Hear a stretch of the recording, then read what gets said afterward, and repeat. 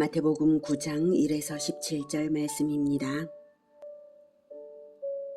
9장. 예수께서 배에 오르사 건너가 본 동네에 이르시니 침상에 누운 중풍병자를 사람들이 데리고 오거늘 예수께서 그들의 믿음을 보시고 중풍병자에게 이르시되 작은 자야 안심하라. 내 죄사함을 받았느니라. 어떤 서기관들이 속으로 이르되 이 사람이 신성을 모독하도다. 예수께서 그 생각을 아시고 이르시되 너희가 어찌하여 마음에 악한 생각을 하느냐. 내 죄사함을 받았느니라 하는 말과 일어나 걸어가라 하는 말 중에 어느 것이 쉽겠느냐. 그러나 인자가 세상에서 죄를 사하는 권능이 있는 줄을 너희로 알게 하려 하노라. 하시고 중풍병자에게 말씀하시되 일어나 내 침상을 가지고 집으로 가라. 하시니 그가 일어나 집으로 돌아가거늘 무리가 보고 두려워하며 이런 권능을 사람에게 주신 하나님께 영광을 돌리니라. 사랑하는 형제 여러분, 5월 7일 토요일 저녁 목상에 오신 것을 환영합니다. 마태복음은 예수님의 제자 마태가 기록한 예수님의 행적 이야기입니다.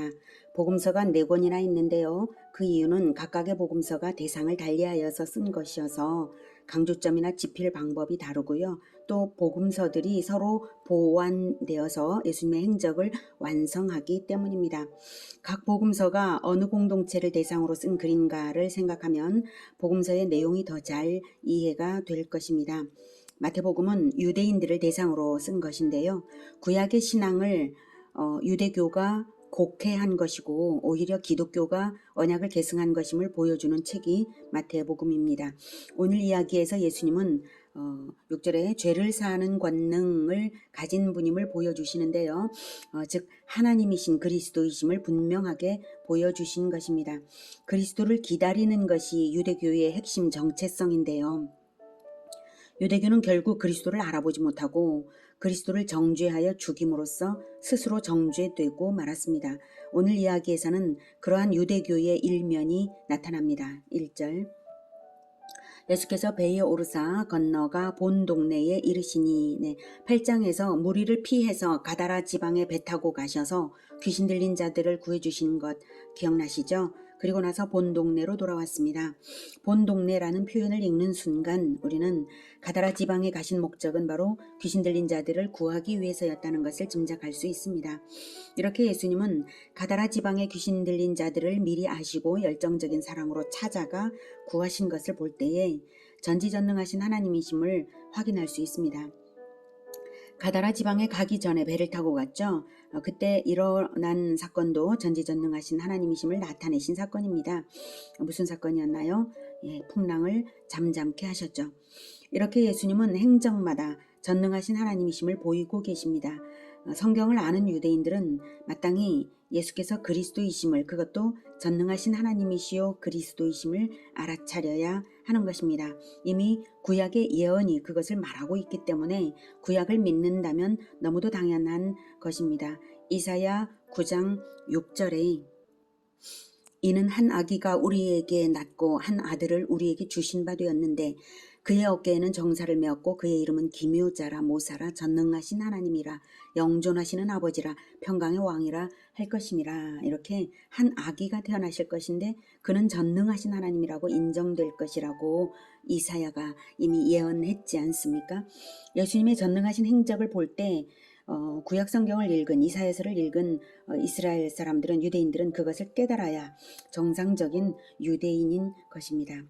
2절 침상에 누운 중풍병자를 사람들이 데리고 오거늘 예수께서 그들의 믿음을 보시고 중풍병자에게 이르시되 작은 자야 안심하라 내 죄 사함을 받았느니라.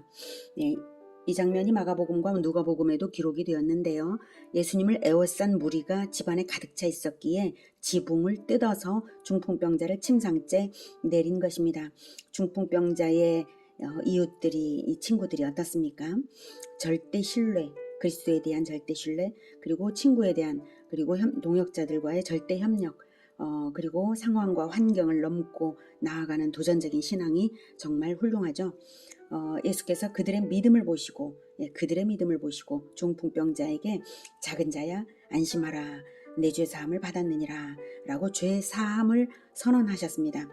중풍병자는 작은 자였고 마음에 자기 죄 때문에 병고침을 받지 못할 수 있다는 염려를 가졌을 것입니다. 그런데 예수님은 그들의 믿음을 보시고 중풍병자를 위로하여 안심시키시며 죄사함을 선언하셨습니다. 죄사함 선언은 곧 병고침으로 나타날 것을 알게 하는 선언입니다. 예수님은 표면적인 질병만 아니라 근본적 문제인 죄를 영원히 고쳐주시려고 해결해 주시는 그 절대 권세와 절대 사랑을 가지셨기 때문에 이런 선언을 하실 수 있는 것입니다. 그런데 어떤 서기관들이 3절에 어떤 서기관들이 생각하기를 이 사람이 신성을 모독하도다. 하나님만이 하실 수 있는 죄사함의 선언을 한다고 예수님을 정죄하는 것입니다. 마음속으로만 생각했는데도 예수님이 즉시 그 생각을 아시고 너희가 어찌하여 마음에 악한 생각을 하느냐고 꾸짖으셨습니다. 예수님이 전지하신 분이신 것이 확인되는 순간이고요. 그들의 믿음 없음을 악하다고 꾸짖으셨습니다. 믿음을 따라 하지 아니하는 것은 다 죄라고 로마서 14장 23절에도 말씀을 하셨죠. 서기관들은 그리스도를 기다리는 믿음이 없었기에 언약에 대한 믿음이 없었기에 오히려 그리스도를 정죄하는 생각을 한 것입니다. 이미 중풍병자의 친구들조차도 예수의 그리스도 되심을 믿고 고침을 받으러 나아올 적에는 서기관쯤이면 모든 질고를 치유하실 그리스도가 예언대로 오셨음을 성경을 상고하며 알아차려야 하는 것입니다. 그런데 언약을 안 믿었기에 기다림이 없었기에 그저 그리스도 예수님을 한 인간으로만 보고 있는 것이죠. 또한 죄사함의 즉각적 결과로서 나타날 치료에 대해 기뻐해야 마땅한데도 기뻐해 주지도 못하고 있습니다. 그가 오히려 영혼이 병든 사람이죠. 율법주의적 태도가 오히려 영적인 병증으로 나타났기에 꾸지람을 들은 것입니다. 5절 내 죄 사함을 받았느니라 하는 말과 일어나 걸어가라 하는 말 중에 어느 것이 쉽겠느냐? 그러나 인자가 이런 질문을 하시는 것은 더 쉽고 더 어려운 게 어디 있겠습니까? 둘 다 인간으로서는 불가능하죠. 병 고침만으로도 이미 메시아적 증거입니다. 그리고 중풍병자에게 일어나 내 침상을 가지고 걸어가라 라고 했더니 그가 일어나 집으로 갔습니다. 그리고 이렇게 죄사함을 선언하시는 이유는 그러나 인자가 6절 세상에서 죄를 사하는 권능이 있는 줄을 너희로 알게 하려 하노라 하시고 이 일을 행하셨습니다. 병고침만으로도 메시아적 증거인데 이미 죄사함을 선언하셨으니 메시아로서 확실하신 것이죠. 그리스도의 증거를 보면서도 못 알아보는 그들이기에 질문을 던지심으로써 그리스도이심을 보여주신 거예요. 예수님은 질병의 근원이 죄라는 것을 밝혀 나타내셨고요. 죄사함의 권세를 가진 그리스도 되심을 밝혀 나타내셨고요.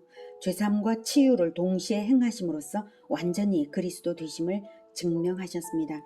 질병에 대해서 개인적인 정죄는 하지 마시기를 바랍니다. 선천적 시각장애인에 대해서 신로하면서 그의 죄나 그 부모의 죄 때문이 아니라 그를 통하여 하나님의 일을 이루시려고 그에게 장애가 있다는 것을 말씀하신 것을 기억하시기 바랍니다. 다만 일반적으로는 질병의 근원이 죄라는 것을 여기에서는 가르치고 있는 것입니다.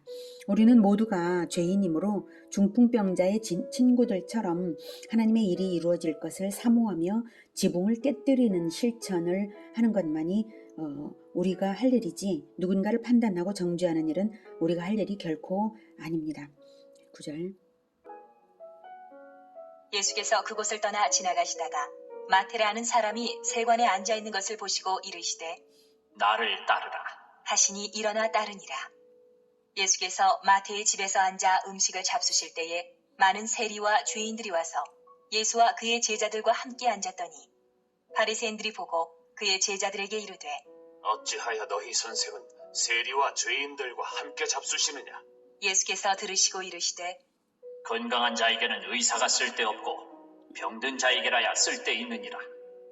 너희는 가서 내가 긍휼을 원하고 제사를 원하지 아니하노라 하신 뜻이 무엇인지 배우라. 나는 의인을 부르러 온 것이 아니요 죄인을 부르러 왔노라 하시니라. 9절에서는 마태를 제자로 부르시는 장면입니다. 본서 마태복음의 저자가 마태입니다. 세관에 앉아있는 것은 직업이 세리라는 것이고요. 예수님은 아마도 마태의 직무 수행 태도도 눈여겨보셨을 것 같습니다. 그리고 마태는 예수님의 행적을 들어서 알고 있으리라고 짐작이 됩니다. 그래서 부르심을 받았을 때 곧 일어나 따를 수 있었을 것입니다. 병행구절인 누가복음 5장 28절에는 모든 것을 버리고 따랐다라고 말합니다. 마태는 자기가 기록하는 본서 기록자이기 때문에 본서에서는 자신에 관한 기록을 절제하느라 그런 표현을 쓰지 않은 거죠. 자신의 모든 것을 보고 따르는 마태의 마음을 예수님도 아셨을 것입니다. 사람들은 세관에 앉아있는 세리를 보고 세리와 죄인이라고 11절에도 보면 세리와 죄인이라고 편견으로 판단을 하지만 예수님은 오히려 마태의 성실한 직무 수행의 태도를 보셨을 것입니다. 예수님이 그런 점을 보시는 것을 본서가 인상적으로 남기는 또 다른 이유는 제자를 삼을 때에 보아야 할 점이 무엇인지 힌트를 주는 것이라고 저는 생각합니다. 예수님을 따른 제자 무리는 많지만 12제자는 특별히 선택하여 부르셨죠. 때로는 자원하여 따르겠다고 자원하는 어떤 사람들에게도 자기 십자가를 지고 따르지 않는 자는 제자가 될 수 없다고 말씀을 하셨죠. 사명을 받아 헌신하는 제자가 될 사람은 성장 과정에 성실성 등의 인격적 요소가 있어야 할 것을 암시하는 것이라고 저는 생각합니다. 엘리야가 엘리사를 제자로 부를 때에 엘리사가 12겨릿소를 앞세우고 밭을 가는 대단한 일꾼이었던 것을 생각해보면 알 수 있습니다. 정말 마태는 특별한 점들이 있는데요. 10절에 예수께서 마태의 집에서 앉아 음식을 잡수실 때에 많은 세리와 죄인들이 와서 예수와 그의 제자들과 함께 앉았다고 했죠. 이 잔치를 마태는 예수님을 위하여 베풀었다고 누가복음 5장 29절에서는 말합니다. 마태가 레위예요. 레위가 예수를 위하여 자기 집에서 큰 잔치를 하니 세리와 다른 사람이 많이 함께 앉아 있는지라. 이만큼 영향력도 있고 또 겸손하고 헌신적인 마태입니다. 마태는 자기의 인맥과 자기의 재정을 다 활용하여서 예수님의 복음화 사역을 최선으로 도울 줄 아는 사람이었습니다. 그러면서도 참 겸손하죠. 자, 그런데 11절 바리새인들이 보고 그의 제자들에게 이르되 어찌하여 너희 선생은 세리와 죄인들과 함께 잡수시느냐라고 말합니다. 참 악하죠. 예수님께 직접 질문한 것도 아니고요. 예수님의 제자들에게 스승에 대한 비난을 말합니다. 이간질하는 거죠. 자기들은 의인이라고 생각하기 때문에 그런 말을 하는 것인데 자기들의 악함을 전혀 깨닫지 못하고 있습니다. 12절 예수께서 들으시고 이르시되 건강한 자에게는 의사가 쓸데없고 병든 자에게라야 쓸데있느니라. 네, 병든 자에게 의사가 필요하듯이 죄인에게 그리스도가 필요하다는 말씀이시죠. 13절 너희는 가서 거기에서 나는 의인을 부르러 온 것이 아니요 죄인을 부르러 왔노라. 죄인을 불러 구원하려고 왔으니 죄인들과 어울리는 것이 당연하지 않냐는 말씀이신데요. 그 속뜻으로는 자기 스스로 의인이라고 자부하는 자들은 그리스도의 필요를 알지 못하여서 구원을 얻을 수 없다는 의미가 내포되어 있습니다. 바리새인들은 스스로 의인인 줄로 착각하고 있었기에 자기 자신들이 구원을 못 받고 구원 사역이 일어나고 있는 현장을 보면서도 율법주의적인 비난을 할 뿐이었습니다. 그들이 그렇게 심각한 영적 병증을 가진 이유는 구약의 말씀에서 하나님의 의도를 파악하지 못하고 있기 때문입니다. 그래서 13절에서 너희는 가서 내가 긍휼을 원하고 제사를 원하지 아니하노라 하신 뜻이 무엇인지 배우라 라고 하십니다. 너희들은 구약 성경도 못 읽었냐? 가서 배우라. 네, 바리새인들이 성경 선생인데 예수님께서는 그렇게 말씀하시죠. 너희들은 율법의 의도하는 핵심을 모르고 있다는 뜻이죠. 호세아 6장 6절의 인용인데요. 제사가 필요 없다는 뜻이 아니라 제사 제도를 주신 본 뜻은 타락한 인간을 향한 하나님의 긍휼로서 하나님을 만나는 방법을 허락해 주신 것이 바로 제사의 본뜻입니다. 그러한 제사 제도의 본뜻을 생각할 때 자비가 결여된 제사는 무의미하다는 뜻으로 말한 구절입니다. 소외된 자에게 자비를 베풀면서 하나님께 제사 드려야 진정한 제사입니다. 하나님께서 나에게 베풀어 주시는 그 똑같은 행위를 나도 역시 행해 드리면서 제사를 드려야 진정한 것이죠. 그러니 죄인들과의 접촉으로 형식적 제사를 못 드릴 것을 염려하며 비난하기보다 제사법을 주신 하나님의 의도가 이 땅에 오신 그리스도와의 만남으로 성취되는 현장을 보고 기뻐해야 하는 것이죠. 우리가 그렇게 제사를 드렸는데 그 제사의 본질, 그 제사의 실체이신 예수님이 드디어 구원을 이루고 계셔. 이걸 알아봐야 되는 겁니다. 성경 읽었다면 말이죠. 그것을 보고 비난하는 것은 자기들이 구원 없는 자들임을 나타내는 것입니다. 형식 제사는 드리지만 제사의 의미도 모르는 자들입니다. 나는 의인을 부르러 온 것이 아니요 죄인을 부르러 왔노라. 예수님이 이 땅에 오신 목적은 바로 죄인 구원입니다. 여기서 의인은 스스로 의롭다고 생각하는 사람이죠. 사실상 의인은 없기 때문입니다. 예수님만이 완전한 의인이시고 그 밖에는 예수 그리스도를 믿는 믿음으로 말미암아 의롭다고 하나님이 받아주시는 칭의가 있을 뿐이지 완전한 의인은 세상에 없습니다. 그래서 나는 의인을 부르러 온 것이 아니요 죄인을 부르러 왔노라. 자기가 죄인인 줄 알아야죠. 예수님의 말씀을 가만히 생각해 보면 가장 먼저 나 자신이 죄인임을 깊이 각성해야만 예수님을 그리스도로 진정 만날 수 있음을 알 수 있습니다. 그런 사람이 비로소 제자로 부르심을 받았을 때에도 마태처럼 자기의 자리를 툭 털고 일어나서 따를 수 있는 기본이 될 것입니다. 마태는 세리와 죄인이라고 할 때 그 세리, 죄인으로 여겨지는 그러한 직업을 가지고 있었으므로 오히려 더 겸손할 수 있었던 것입니다. 자기의 죄인됨을 직시할 수 있었던 것입니다. 세상에는 두 가지 종류의 사람이 있습니다. 죄인과 의인입니다. 정확히는 자기가 죄인임을 아는 사람과 자기가 의인이라고 생각하는 사람입니다. 의인은 없으니까요. 예수님은 그 죄인들 가운데에서 제자를 부르시는데 가난한 심령으로 성실하게 섬길 줄 아는 자를 불러서 죄인들을 불러 모으게 하십니다. 마태가 예수님의 마음을 잘 알아 섬겨드린 지혜로운 제자입니다. 우리 모두 마태처럼 겸손하고 성실한 마음, 가난한 심령으로 예수님과 연합되는 제자들이 되기를 기원합니다. 14절. 그때에 요한의 제자들이 예수께 나와 이르되 우리와 바리새인들은 금식하는데 어찌하여 당신의 제자들은 금식하지 아니하나이까? 예수께서 그들에게 이르시되 혼인집 손님들이 신랑과 함께 있을 동안에 슬퍼할 수 있느냐? 그러나 신랑을 빼앗길 날이 이르리니 그때에는 금식할 것이니라. 생배 조각을 낡은 옷에 붙이는 자가 없나니 이는 기운 것이 그 옷을 당기어 헤어짐이 더하게 되며 새 포도주를 낡은 가죽 부대에 넣지 아니하나니 그렇게 하면 부대가 터져 포도주도 쏟아지고 부대도 버리게 됩니다. 새 포도주는 새 부대에 넣어야 둘이 다 보존되느니라. 바리새인들이 마태의 집에서 잔치를 벌이고 있던 때 예수님께 꾸지람을 들었잖아요. 그런데 예수님의 가르침도 받아들이지 않았고 오히려 요한의 제자들까지 동요시켜서 요한의 제자들로 하여금 예수님께 비난하도록 만든 것이에요. 누가복음 5장 30절 33절을 참고하면 더 확연하게 알 수 있습니다. 율법의 규정에는 오직 속죄일의 연중 금식 단 하루뿐인 것을 생각하면 엄격한 유대인들이 월요일 금요일 금식을 굳이 하는 것을 타인에게 강요할 근거는 구약적 율법적으로 봐도 없는 일이죠. 예수님은 천국의 왕이신데요.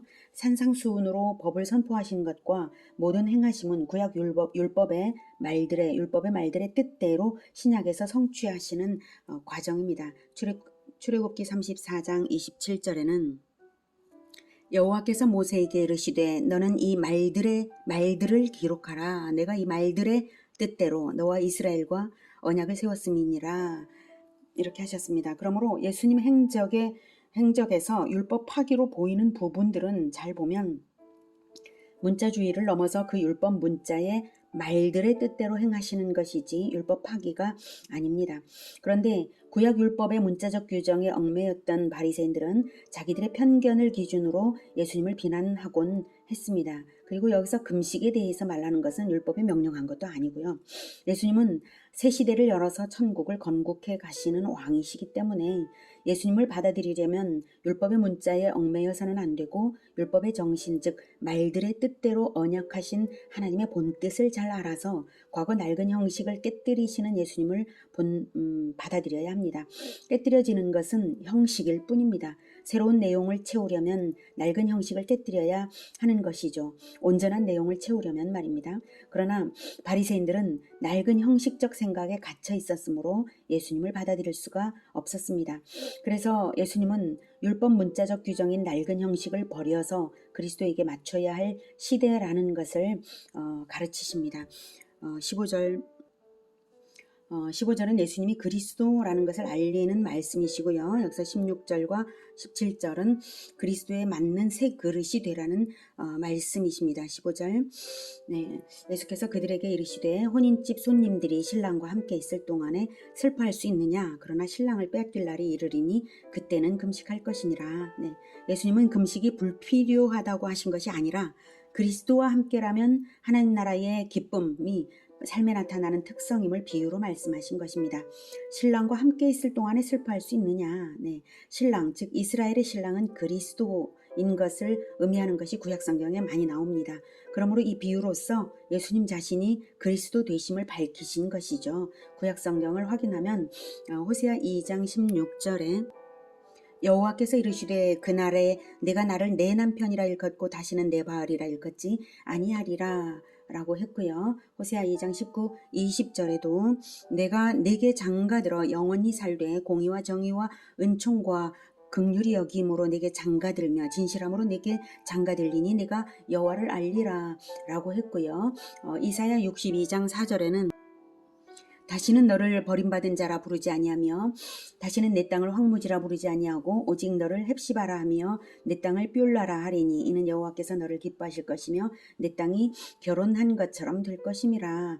네, 이런 말씀들은 모두 그리스도가 오실 때에 이스라엘이 얼마나 기쁨의 나라가 될 것인지를 말씀하신 것입니다.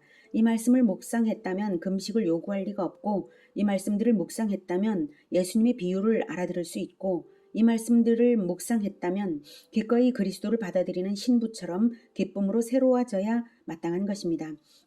이스라엘의 풍습은 더욱 이를 뒷받침합니다. 당시 유대의 혼인잔치 풍습은 일주일간 계속되는데요. 마지막 날에 신랑을 신부 방에 데려다 줌으로써 끝이 났습니다. 이때는 금식일이 되어도 금식을 하지 않았습니다. 금식으로 흥이 깨져 잔치를 망치지 않기 위함이죠. 왜냐하면 금식은 보통 장례식과 같은 애곡이 동반되었기 때문이죠. 그리스도와 함께 있을 때 애곡하는 것이 아니라 그리스도를 잃었을 때 애곡하는 것입니다. 또한 이 비유는 이 말씀을 듣는 요한의 제자들이 자기 스승 요한의 말을 떠올리도록 하신 것입니다. 일찍이 세례 요한이 자신을 신랑이신 예수님의 들러리로 비유한 적이 있었습니다. 요한복음 3장 29절에 신부를 취하는 자는 신랑이나 서서 신랑의 음성을 듣는 친구가 크게 기뻐하나니 나는 이러한 기쁨으로 충만하였노라. 이렇게 스승인 요한이 말했던 것을 기억나게 요한의 제자들을 가르치신 것입니다. 예수님의 말씀 한마디 한마디는 그 당시 상황 속에서나 후세에도 섬세하고 완전하신 말씀인 것을 느낄 수가 있죠. 네, 15절에 신랑을 빼앗길 날 예수께서 체포될 날이 올 것인데 그때라면 금식해도 된다는 의미입니다. 16절에 생배는 한 번도 세탁이 되지 않은 배입니다. 세탁하면 줄어들기 때문에 생배와 낡은 옷을 붙여서 사용하는 사람이 없듯이 구약의 낡은 형식의 새 시대의 그리스도를 끼워 맞출 수 없다는 뜻입니다. 그래서 17절에 낡은 가죽 부대에는 세포도주를 감당하지 못하는 것을 말하고 있습니다. 가죽 부대는 오래되면 딱딱해져서 바스러지기가 쉬운데요. 발효되지 않은 새술은 발효가 계속 진행되는 중이어서 신축성이 없어진 가죽 부대를 터뜨려 버립니다. 복음과 메시아 왕국은 진리를 알므로 인한 자유가 있는 새로운 질서입니다. 그래서 묵은 질서를 버려야만이 메시아 왕국을 받아들일 수가 있는 것이죠. 역동성이 충분히 수용되는 새로운 질서가 그리스도에게는 필요한 것입니다. 그래서 구약의 문자적 율법주의를 벗은 새 부대가 되어야 새술이신 그리스도를 담을 수 있습니다. 새 부대가 된다는 것이 우리에게 무엇이겠습니까? 과거의 습관과 세상적 관점을 버리는 것입니다. 내 안에 옛사람을 버려야 새 사람을 담을 수 있는 것입니다. 낡은 가죽 부대인 채로 새 포도주를 담으려 하면 낡은 가죽 부대가 터지는 충격을 겪어야 할 것입니다. 그 충격이 한 번, 두 번이 아니라 완전히 터져서 새 부대가 될 때까지 되겠죠. 끊임없이 일어나야 할지도 모릅니다. 그러니 새 부대가 되십시오. 고정화된 문자적 율법주의를 버리고 낡은 죄악의 습성도 버리고 새 부대가 되십시오. 오늘 본문에서 지붕을 뜯어서 중풍병자를 살린 친구들처럼 세리와 죄인들을 초대하여서 예수님의 제자로 헌신하며 출발하는 마태처럼 새 부대가 되어서 기쁨의 새 포도주이신 그리스도를 가득 담아서 세상에 진정한 기쁨을 부어주는 자들이 되기를 축복합니다. 기도하겠습니다. 하나님, 우리를 새로운 그리스도의 나라로 초청해 주신 것 정말 감사합니다.